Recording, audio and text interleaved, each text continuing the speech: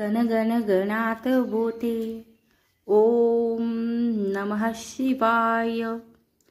महाशिवरात्री व्रताचे नियम। ही कामे चुकून सुद्धा करू नका, तरच व्रत संपन्न होईल। नमस्कार, तुम्ही पाहता भक्तिसागर। आजच्या व्हिडिओमध्ये मी तुम्हाला महाशिवरात्रीचे व्रत करत असताना आपण कोणत्या नियमाचे पालन केले पाहिजे, कोणत्या चुका टाळल्या पाहिजे याची माहिती देणार आहे। तेव्हा व्हिडिओ पूर्ण पहा। चॅनलवर नवीन असाल तर सबस्क्राइब करा। महादेवाची कृपादृष्टी आपल्यावर सतत राहावी असं तुम्हाला वाटत असेल तर व्हिडिओच्या कमेंट्समध्ये ओम नमः शिवाय लिहायला विसरू नका। चला तर मग व्हिडिओला सुरुवात करूया। दरवर्षी माघ महिन्यातील कृष्ण पक्षातील चतुर्दशीला महाशिवरात्री साजरी केली जाते। यावर्षी 8 मार्च 2024 रोजी महाशिवरात्री आलेली आहे। तुम्ही वर्षभरामध्ये जितके काही सोमवार करता किंवा महादेवाची जी काही व्रत वैकल्य वर्षभरामध्ये आपण करत असतो, त्या सगळ्या व्रताचं पुण्य आपल्याला फक्त एका महाशिवरात्रीचे व्रत केल्यामुळे मिळत असतं। त्यामुळे प्रत्येकाने महाशिवरात्रीचे व्रत जरूर केलं पाहिजे। गंगेच्या प्रत्येक थेंबा इतकी पवित्र ही महाशिवरात्री तिथी असते। ज्या मुलींचा विवाह जमायला अडचण येत आहे किंवा बऱ्याच दिवसापासून ज्या मुलींना स्थळ बघतायत, ज्यांना इच्छुक असा वर मिळत नाही किंवा मुलं जरी असली तरी पण त्यांचा विवाह जमत नसला, त्यांना इच्छुक अशी वधू मिळत नसेल तर त्यांनी सुद्धा महाशिवरात्रीचे व्रत जरूर करावं। लवकरच त्यांच्या विवाहाचा योग सुद्धा जुळून येईल। महादेवांना भोळे महादेव असं म्हटलं जातं। महादेवाच्या पिंडीवर फक्त 1 तांब्या पाणी जरी अर्पण केलं, म्हणजे पाण्याचा आपण अभिषेक जरी केला किंवा 1 बेलाचं पान जरी वाहिलं तरी महादेव आपल्यावर प्रसन्नच होता आणि आपल्या मनातल्या सगळ्या इच्छा पूर्ण करतात असं म्हटलं जातं। पण महादेवाची पूजा करताना नियम सुद्धा तितकेच कडक आहेत आणि त्या नियमाचे पालन आपण जरूर केले पाहिजे। त्या नियमाचीच माहिती आता मी तुम्हाला देणार आहे। भगवान महादेव आणि माता पार्वती यांचा विवाह सुद्धा महाशिवरात्रीच्या दिवशी झाला होता। त्यामुळे या तिथीला अनन्यसाधारण महत्त्व प्राप्त झालेलं आहे। महाशिवरात्रीच्या दिवशी भगवान महादेवांना प्रसन्न करण्यासाठी महादेवाच्या पिंडीवर किंवा महादेवाच्या मंदिरामध्ये भरपूर गोष्टी अर्पण केल्या जातात। त्यामुळे धोत्र्याची फुलं, पांढऱ्या रंगाची फुलं, त्याचबरोबर एरंड्याचे फळ असेल, बेलाची फळ, बेलाचे पानं, वेगवेगळ्या झाडांची पानं, फळं सुद्धा अर्पण केली जातात। महादेवांना रुद्राभिषेक करण्यासाठी दुधाचा वापर केला जातो, दह्याचा वापर केला जातो, पंचमृताचा त्याचबरोबर मधाचा सुद्धा वापर केला जातो। पण हीच पूजा करत असताना न कळतपणे आपल्याकडून काही चुका घडतात, ज्या आपण अजिबात केल्या नाही पाहिजेत किंवा काही चुकीच्या गोष्टी महादेवाच्या पिंडीवर अर्पण केल्या जातात, ज्या महादेवाच्या पूजामध्ये पूर्णपणे वर्जित आहेत, ज्यामुळे महादेव आपल्यावर क्रोधित होतात। महादेव जितके भोळे आहेत, जे त्यांच्या एकदम साध्याशा पूजेने प्रसन्न होतात, तितकेच ते लवकर क्रोधित सुद्धा होतात। त्यामुळे काही नियमाचे पालन आपण जरूर केले पाहिजे। यातला सगळ्यात पहिला नियम, महाशिवरात्रीच्या दिवशी जास्त वेळ झोपून राहू नका। शक्यतो पहाटे किंवा सूर्योदयापूर्वी उठण्याचा प्रयत्न करा। महिलांनी या दिवशी केस धुतले तर चालतील। अंघोळ करण्यासाठी सर्वांनी या दिवशी काळ्या तिळाचा वापर करावा। अंघोळीच्या पाण्यामध्ये काळे तीळ टाकून अंघोळ करावी। यामुळे तुमच्या घरामध्ये जर का काही पितृदोष असेल किंवा कालसर्प दोष असेल तर तो निघून जाईल। त्यामुळे महाशिवरात्रीच्या दिवशी अंघोळ करताना तुम्हाला काळ्या तिळाचा वापर करायचा आहे। महाशिवरात्रीच्या दिवशी तुम्ही पांढऱ्या रंगाचे किंवा लाल रंगाचे कपडे घालू शकता। काळ्या रंगाचे कपडे या दिवशी अजिबात घालू नका। यानंतर पुढचा नियम म्हणजे महाशिवरात्रीच्या दिवशी गहू, तांदूळ, मैदा किंवा अंमली पदार्थ हे अजिबात खायचे नाही। ज्यांना एखाद्या पदार्थाचं व्यसन असेल त्यांनी महाशिवरात्रीचे व्रत करत असताना व्यसनी पदार्थ खाऊ नका। कोणत्याही गोष्टीचं व्यसन करू नये। असे व्रत असो नसो, व्यसन करणे आपल्या शरीरासाठी कधी घातकच आहे। पण प्रत्येकाने आपापल्या आरोग्याची काळजी स्वतः घ्यायला हवी आणि व्यसन करणे टाळलं पाहिजे।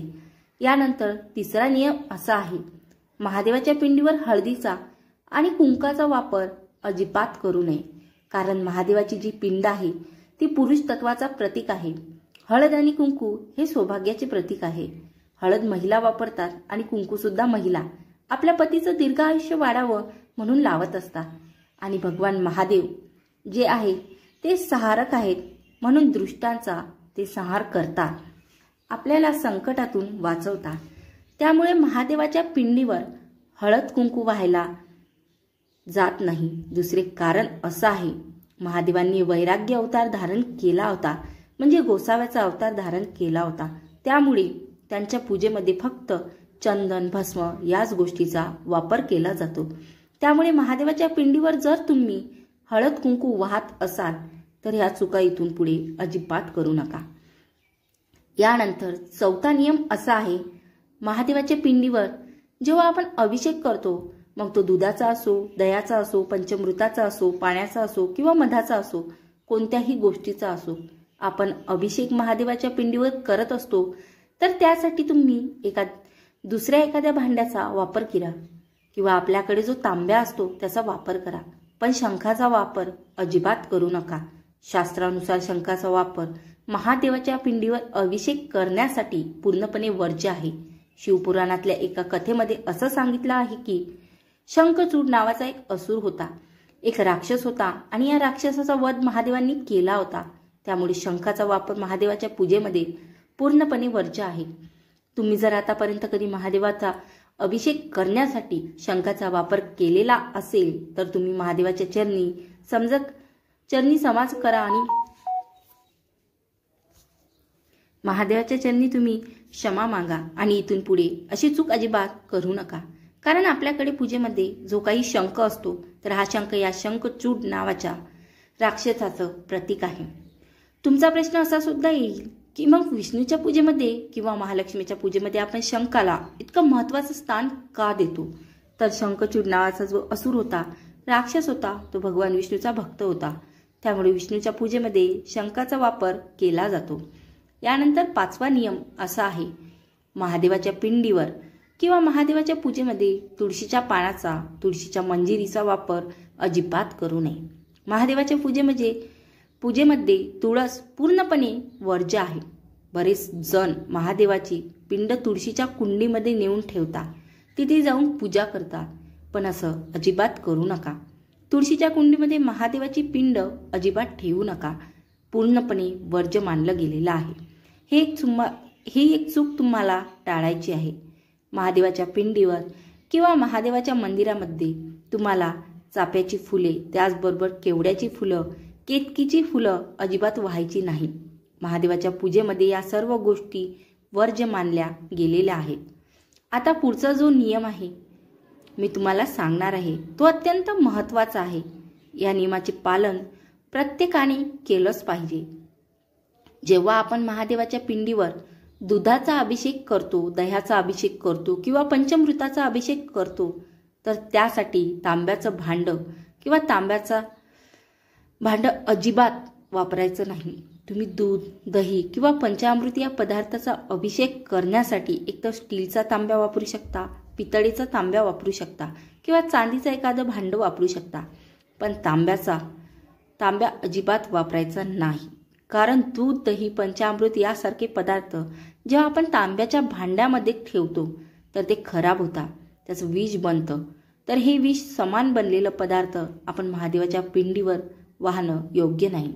त्यामुळे तांब्याच्या भांड्याचा वापर शक्यतो महादेवाच्या पूजेमध्ये तुम्ही टाळला तर बरं होईल. आता तुम्हाला असा सुद्धा प्रश्न पडू शकतो की जेव्हा आपण महादेवाची पूजा करतो तेव्हा माता पार्वतीची सुद्धा पूजा करा असं आवर्जून सांगितलं जातं. कारण वर्षभरामध्ये सुद्धा आपण महादेवाची भरपूर सारी व्रत वैकल्य करतो. हरतालिका तृतीयेला सुद्धा आपण माता पार्वतीची पूजा करतो. मग महादेवाची पूजा करत असताना हळदी कुंकवाचा वापर करू नका असं का सांगितलं जातं? तर माता पार्वतीच्या पूजेमध्ये सुद्धा हळदी कुंकू वापरायचं नाही का? तर ते बघा, जेव्हा आपण महादेवाच्या पिंडीची पूजा करतो तेव्हा तिथे हळदी कुंकू अजिबात वापरायचं नसतं. पण जेव्हा आपण महादेवाची त्यांच्या कुटुंबासह पूजा करतो, म्हणजे आपल्याकडे जर फोटो असेल त्या फोटोमध्ये महादेव, माता पार्वती, त्याचबरोबर त्यांचे पुत्र गणेश आणि कार्तिकेय या चौघांचा जर फोटो असेल किंवा महादेवाच्या बरोबर त्यांच्या कुटुंबापैकी कोणी एक जर व्यक्ती असेल तर तेव्हा मात्र आपण महादेवांना लावू शकतो. यानंतर पुढचा नियम असा आहे, महादेवांच्या पूजेमध्ये महाशिवरात्रीला आपण बऱ्याच साऱ्या गोष्टी अर्पण केलेल्या असतात. त्यामुळे काही गोष्टी खाण्यायोग्य सुद्धा असतात, म्हणजे महादेवाच्या आवडीचा नैवेद्य आपण तिथे अर्पण केलेला असता. दुसऱ्या दिवशी जेव्हा आपण महाशिवरात्रीचे व्रत सोडतो, म्हणजे व्रताचे पारणे करतो, तर नैवेद्यामध्ये आपण जे जे पदार्थ अर्पण केलेले असतात ते अजिबात खायचे नाही. महाशिवरात्रीच्या पूजेमध्ये जे नैवेद्य आपण दाखवलेले असतात ते खाणं वर्ज्य आहे. यामुळे आपल्याला वेगवेगळ्या प्रकारचे दोष लागू शकतात. यामुळे महाशिवरात्रीचा नैवेद्य अजिबात खायचा नाही.